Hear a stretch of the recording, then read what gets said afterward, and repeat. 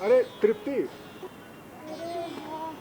अच्छा उदय भैया। हाँ, इतने दिन अरे से तुम कहाँ थी? कॉलेज नहीं आ रही हो तुम? तो पढ़ाई करने के लिए जा रहे थे, सोचे कॉलेज जा करके क्या करेंगे, लेकिन अंग्रेजी माध्यम से ग्रेजुएशन कर रहे हैं तो ना। इतना अपसेट काहे लग रही है? अब सेट ये है ना। अच्छा ये सब बात तो छोड़िए ना, पहले ये बताइए आपकी माँ की तबीयत कैसी है। माँ की तबीयत तो ठीक है और पहले से बेहतर है। ये बताओ तुम्हारा क्या चल रहा है? अरे अभी ना कुछ दिन के बाद फिर पार्ट 2 का एग्ज़ाम होगा। तो पार्ट 2 का एग्जाम दे रही हो ना?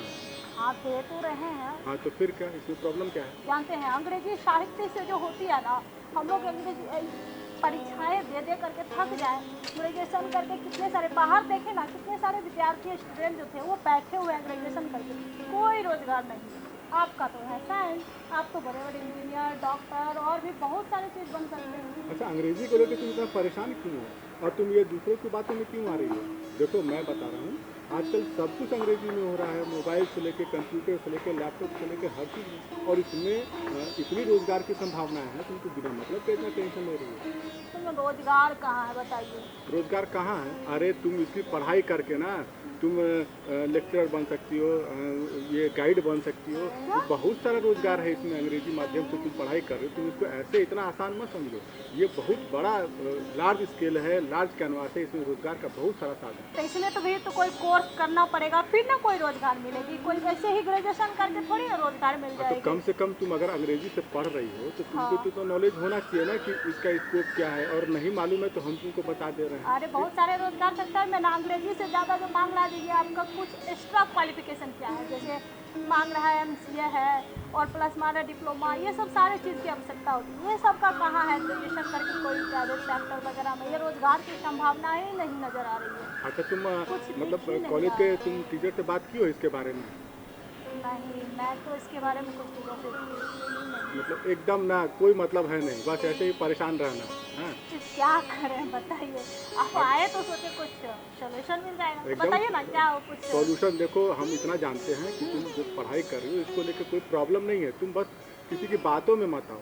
इतना तुम जान लो कि तुम अंग्रेजी माध्यम से जो पढ़ाई कर रहे हो इसका बहुत बड़ा स्कोप है। क्या बात करते हैं हाँ सच्ची में। हाँ, हमारे जान पहचान में एक मैडम है जो साइंस कॉलेज में अंग्रेजी की प्रोफेसर हैं, डॉक्टर प्रीति बाला।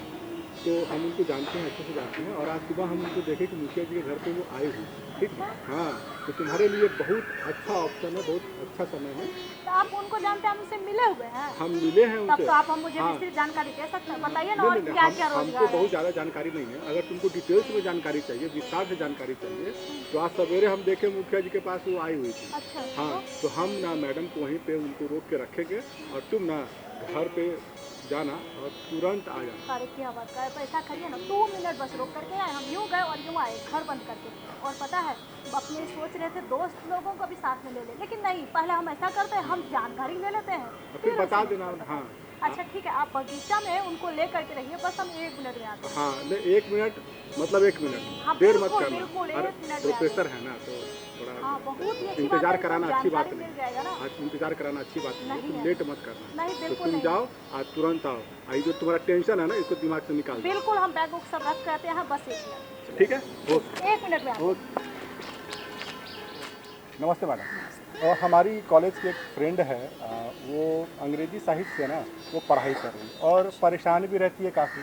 तो एक दिन हमसे पूछ रही थी कि अंग्रेजी साहित्य से पढ़ाई कर रहे हैं, पता नहीं आगे क्या होगा नहीं होगा, रोज़गार मिलेगा नहीं मिलेगा। तो हम उसको समझाए और आपके बारे में भी बताए। तो हम उसको बोले कि मैडम से मिल लो और बेहतर जानकारी भी मिल जाएगा और तुम्हारा जो शंका है वो भी दूर हो जाएगा। लेकिन अभी तक आई नहीं।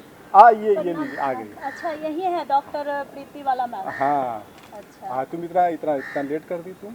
अरे आ रहे थे ना, घर में बगल में कोई और एक लड़की मिल गई, वो बोली हम भी चलेंगे, बोले नहीं नहीं हम लेके आ रहे हैं जानकारी तब तो तुमको बता देंगे। हाँ, ये बता अच्छा देंगे। की तुम। हाँ, तो मैडम से तुमको हाँ पूछना था अभी ना। ये पूछना था ना मैडम, अभी हम एग्जाम अंग्रेजी का जो है पार्ट 2 का एग्जाम दे रहे हैं। बहुत सारे लोग कह रहे हैं ना इसमें तो इसका कोई रोजगार ही नहीं मिलता है, कोई नौकरी ही नहीं मिलता है, ये पढ़ने से कोई फायदा नहीं है। तो इसी टॉपिक पर हम जानना ये चाहेंगे कि क्या सच में ऐसा है, जो ये अंग्रेजी से अगर हम ग्रेजुएशन कर रहे हैं तो उसमें हमको कोई रोजगार नहीं मिलेगी या फिर क्या होगा, इसके बारे में बताइए मैम। बिल्कुल, मैं तुम्हारे सवाल का भी जवाब देना चाहूँगी और मैं तुमको समझाना भी चाहूँगी कि बहुत सारे करियर अपॉर्चुनिटीज़ मिलते हैं अगर तुमने अंग्रेजी साहित्य को चुना है तो। पहले तो ये समझने की बात है कि जब 12th होता है किसी भी स्टूडेंट का, तो उसके बाद हम ह्यूमैनिटीज़ एंड सोशल साइंसेस के साथ भी बढ़ सकते हैं। लिटरेचर एक बहुत ही स्ट्रॉन्ग सब्जेक्ट है, चाहे हिंदी हो या इंग्लिश। लिटरेचर आज के डेट में, क्योंकि हम सभी अभी जिस एज में रह रहे हैं ना, वो इंटरनेट एज है, तो बहुत सारे करियर ऑप्शन है। जैसे सबसे पहले तो ये समझने की ज़रूरत है कि अगर हम इंग्लिश ग्रेजुएट हैं तो हम एक भाषा के साथ साथ एक लिटरेचर को भी पढ़ रहे हैं। तो आप ये समझिए ना कि सिर्फ और सिर्फ टीचिंग ही करियर ऑप्शन नहीं है। अगर लिटरेचर ग्रेजुएट है तो ज़रूरी नहीं कि आप सिर्फ और सिर्फ टीचिंग में ही जा सकते हैं, आप ट्रेनिंग में भी जा सकते हैं, आप ट्रेनर बन सकते हैं, और बहुत सारे ऐसे जॉब ऑप्शंस अवेलेबल हैं जो आप स्टार्ट कर सकते हैं, जैसे कि कंटेंट स्ट्रैटेजिस्ट। अभी के टाइम में बिजनेस मार्केटिंग इतना ज़्यादा ग्रो कर रहा है और सबका प्लेटफॉर्म सोशल मीडिया ही है, तो उसके लिए आप कंटेंट स्ट्रैटेजिस्ट बन के बहुत अच्छे से एक डिज़ाइनिंग के ज़रिए एक अच्छा मार्केटिंग रिसर्च करके आप लैंग्वेज के थ्रू उसमें भी बहुत अच्छा अर्न कर सकती हैं। साथ ही साथ आप पोस्ट ग्रेजुएट डिप्लोमा भी कर सकते हो पब्लिक रिलेशनशिप मैनेजमेंट में, जिसमें भी बहुत ग्लोबल अपॉर्चुनिटीज़ हैं। अभी आप बोली पोस्ट ग्रेजुएट, जैसे बहुत सारे स्टूडेंट हमारे ग्रुप में है जो क्या किए हैं पोस्ट ग्रेजुएट इंग्लिश ही माध्यम से, मतलब अंग्रेजी माध्यम से ही वो ऑलरेडी ग्रेजुएशन करके और पीजी मतलब करके बैठी हुई है। उसे कुछ समझ में नहीं आ रहा अब हम क्या करें, कोई रोजगार भी नहीं मिल रही है। देखिए, दोनों ऑप्शंस हैं। ज़रूरी ये है कि आपने अपनी भाषा, अपनी कौशल क्षमता को कैसे आपने विकसित किया है। देखिए, एक बड़ा छोटा सा शब्द है कम्युनिकेशन। आपको वो स्किल डेवलप करनी होगी। मैंने देखा है कि बिहार में या बिहार से बाहर भी मेजॉरिटी ऑफ द स्टूडेंट्स क्या करते हैं, वो इंग्लिश लिटरेचर के साथ आगे तो बढ़ते हैं, उन्होंने ग्रेजुएशन तो किया है, बट वो कम्युनिकेशन को एज एन आर्ट वो डेवलप नहीं कर पाते हैं। आप ही बताइए, हम अपने डेली की चीज़ों पे, हर दिन की ज़रूरतों के लिए भी हम भाषा पे निर्भर करते हैं। सो आपको ये समझना होगा कि भाषा क्या है, यानी लैंग्वेज क्या है, और कम्युनिकेशन क्या है। तो जब आप कम्युनिकेशन को एज एन आर्ट आप डेवलप करते हैं तो जॉब अपॉर्चुनिटीज़ बहुत ज़्यादा आपके सामने आ जाती हैं। साथ ही अगर आप डिप्लोमा करना चाहते हैं तो भी आपके सामने 2-3 ऑप्शंस बहुत ही ईजिली अवेलेबल है। पहला, या तो आप सेल्टा, डेल्टा और टीसॉल का कोर्स कर लें, जो कि बहुत ही अच्छा कोर्स है। जो भी ग्रेजुएट हैं, नॉर्मल ग्रेजुएट भी इस कोर्स को कर सकते हैं। खुद को एज ए ट्रेनर आप सर्टिफाई करके एशियन कंट्रीज़ में, यूरोपियन कंट्रीज़ में आप इंग्लिश लैंग्वेज ट्रेनर यानी कम्युनिकेशन ट्रेनर आप बन सकते हैं।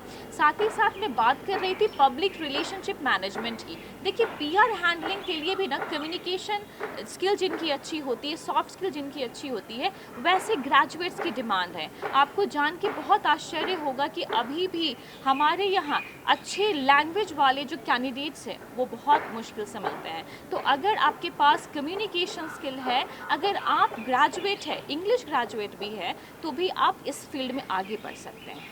तो मैडम, हम लोग बिहार में रह रहे हैं और बिहार में ये अंग्रेज़ी को लेके लोगों की मानसिकता अभी भी वैसी ही है, लोग समझ नहीं पा रहे हैं। तो इस पे आप क्या कहना चाहेंगे? देखिए, बिहार हमारा जो ये स्टेट है, हमारा जो राज्य है, हमें ये कभी नहीं भूलना चाहिए कि ये आर्यभट्ट की भूमि है, ये चाणक्य की भूमि है। तो हमारे वंशज वैसे थे। देखिए, अगर आप देखें डायलेक्ट्स की, तो हमारे यहाँ मगही, मैथिली, भोजपुरी बोली जाती है, हिंदी बोली जाती है, वज्जिका, अंगिका जैसी बोलियाँ बोली जाती हैं। लेकिन जब बात इंग्लिश की आती है, देखिए ये ग्लोबल लैंग्वेज है। The entire world is getting a global village. तो पूरा ग्लोबल विलेज का कॉन्सेप्ट है। हमें ये समझना होगा कि हमारी मातृभाषा तो हिंदी है, हम डायलेक्ट्स तो बोलते हैं, लेकिन हमें अंग्रेजी को यानी इंग्लिश लैंग्वेज को एज अ स्किल डेवलप करना होगा। लेकिन ये मानसिकता क्यों है और क्यों ज़रूरी है अंग्रेजी सीखना, हम ये जानना चाहेंगे आपसे। जैसे अभी थोड़ी देर पहले मैंने एक टर्म यूज़ किया था कि the entire world is turn into a global village. Global village का मतलब ही है कि आप सिर्फ एक क्लिक दूर हैं वैसे लोगों से, या तो यूरोपियन कंट्रीज़ में बैठे हैं या एशियन कंट्रीज़ में बैठे हैं। आप एक तो आपको ऐसा ग्लोबल लैंग्वेज चाहिए ना एज अ मीडियम। तो आप ऐसे समझिए कि इंग्लिश जो लैंग्वेज है, ये 67 कंट्रीज़ ऑल ओवर वर्ल्ड में एज अ नेटिव लैंग्वेज इसको हम लोग यूज़ करते हैं, और अप्रॉक्स 2 बिलियन पीपल इसको यूज़ कर रहे हैं। हमारे खुद के कंट्री में भी आप देखिए कि ज़्यादातर ऑफिशियल चीज़ें हम इंग्लिश को एज अ मीडियम यूज़ करके करते हैं। तो आप बताइए कि क्या इंग्लिश ज़रूरी नहीं है? बहुत ज़रूरी है। हम इंटरनेट के एज में रह रहे हैं, हम ऐसे एज में रह रहे हैं जहाँ पे हमें कम्युनिकेट करने की ज़रूरत पड़ेगी, हमें अपनी बातों को एक्सप्रेस करने की ज़रूरत पड़ेगी। बिजनेस है, मार्केटिंग है, हर एक चीज़ को ग्रो करना है।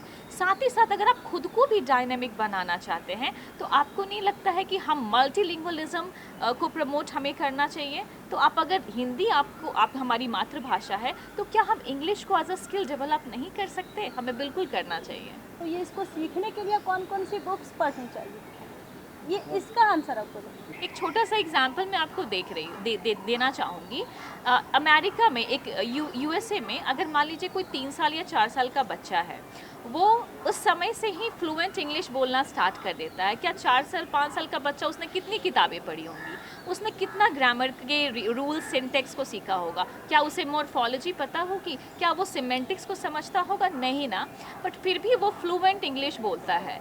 हमारे कंट्री में स्पेशली अगर मैं बिहार की बात करूं तो माहौल का बहुत बड़ा फ़र्क है। अगर आप एक माहौल एक बच्चे को देंगे, जैसे हमारे स्कूल में क्या है, अगर आप बहुत सारे स्कूल्स में देखेंगे तो आप देखेंगे कि ग्रामर ट्रांसलेशन मेथड के ज़रिए ही इंग्लिश को पढ़ाया जाता है।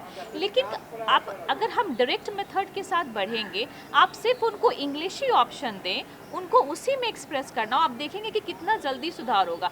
मैं ये कहना चाहूँगी कुछ किताबें पढ़ के आप इंग्लिश नहीं बोल सकते, क्योंकि ये एक भाषा है ना, आपको इसको एज ए हैबिट शामिल करना होगा। आपकी हर दिन की दिनचर्या में, हर दिन के आदत में इसको आपको शामिल करना होगा।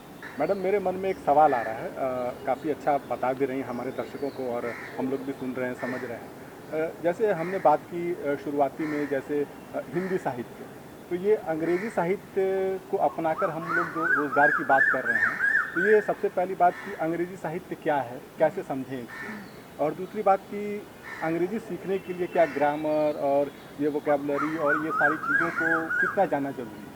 देखिए, अंग्रेजी हो या हिंदी, अगर साहित्य को हम देखते हैं, अगर इसे परिभाषित करने की कोशिश करते हैं तो बहुत सारे विद्वानों ने इसको अलग अलग तरीके से परिभाषित किया है।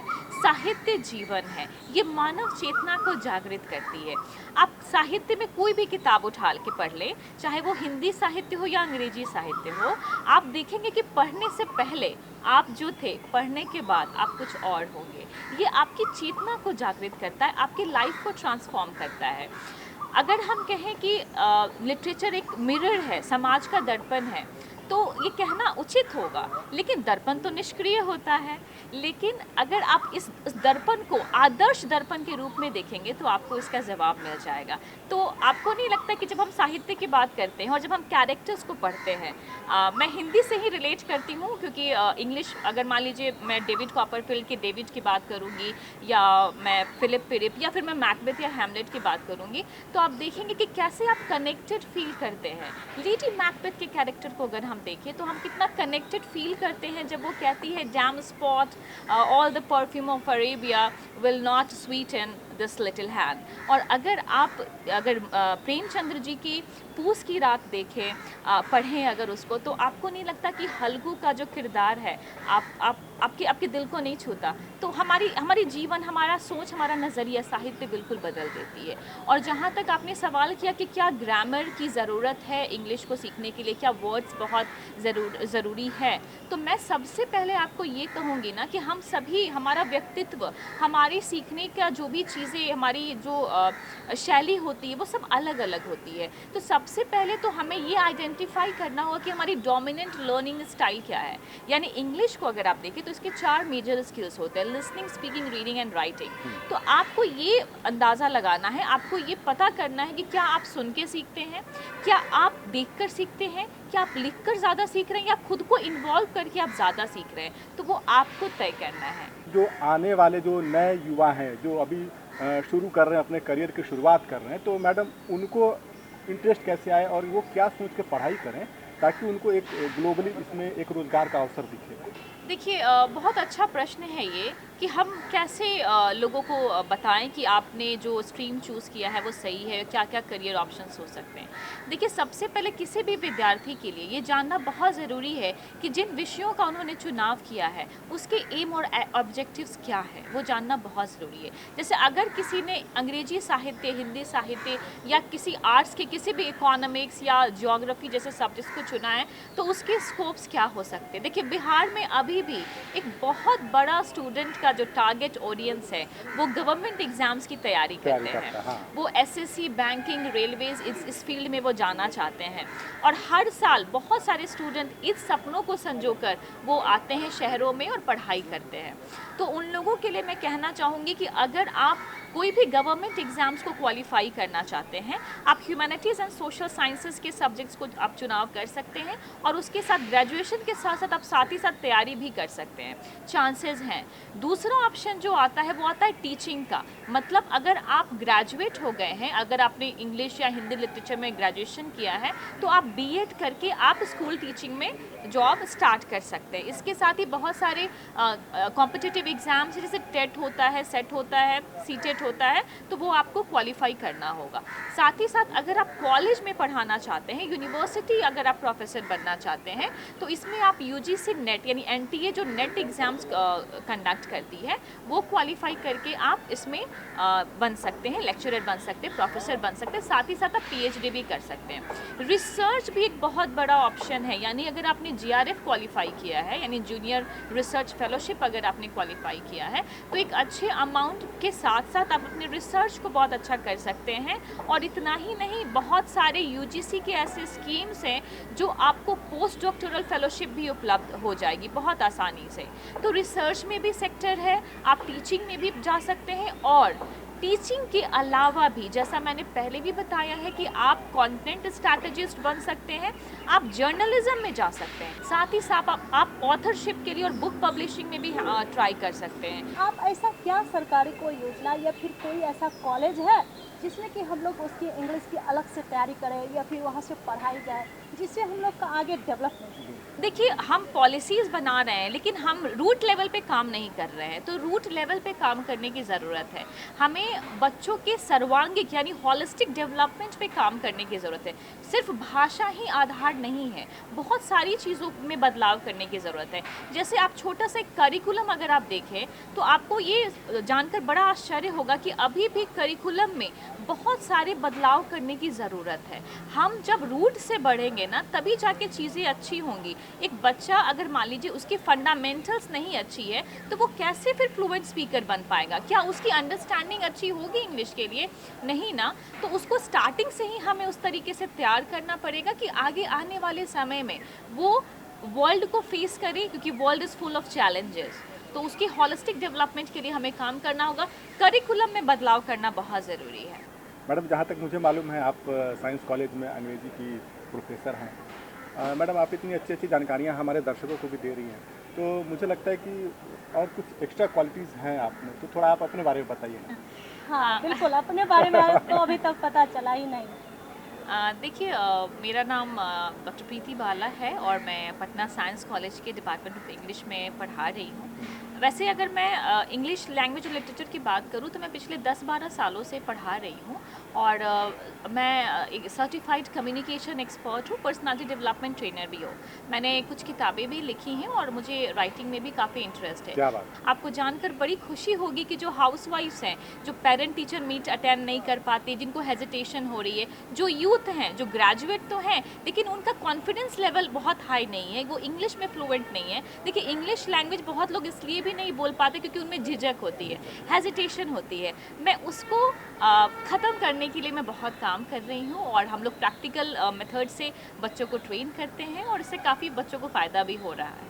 मैडम, चलते चलते हमारे दर्शकों को आप एक मैसेज दीजिए कि अंग्रेजी साहित्य से जो हम लोग रोज़गार की बात कर रहे हैं, तो उसको अपनाकर हम लोग कैसे रोज़गार हम ले सकते हैं? देखिए अगर आपको ऐसा लगता है कि इंग्लिश आप नहीं बोल सकते या आपको हेजिटेशन हो रही है, या अगर आपने लिटरेचर सब्जेक्ट चुनाव करने का सोच रहे हैं लेकिन आप समझ रहे हैं कि नहीं शायद मेरे से नहीं होगा, मैं आपको ये कहना चाहूँगी कि बहुत ज़्यादा स्कोप है, आप इसे आगे लेकर बढ़िए। लिटरेचर के साथ साथ आप अपने लैंग्वेज को और कम्युनिकेशन स्किल को डेवलप करिए, आप वर्ल्ड को फेस करिए, आप हर दिन कुछ ना कुछ ज़रूर बोलिए और इंग्लिश को एज अ कम्युनिकेशन स्किल आप इसको डेवलप करिए।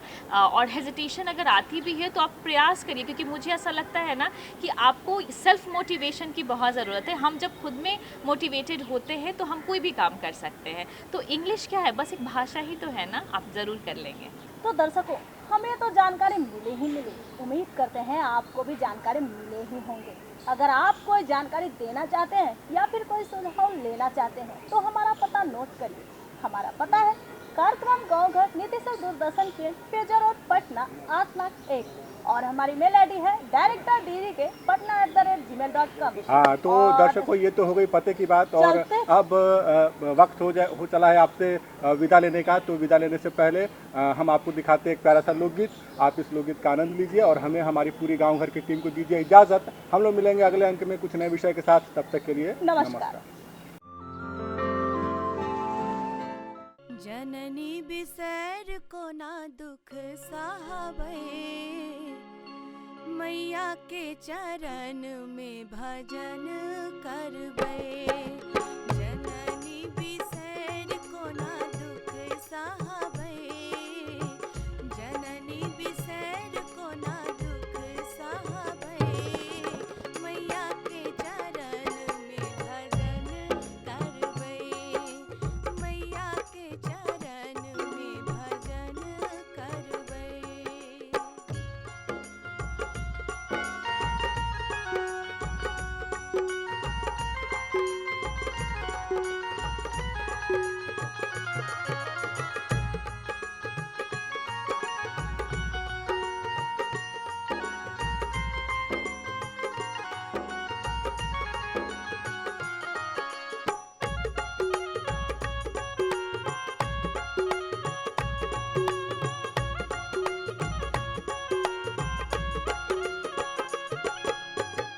हम नहीं छोड़ब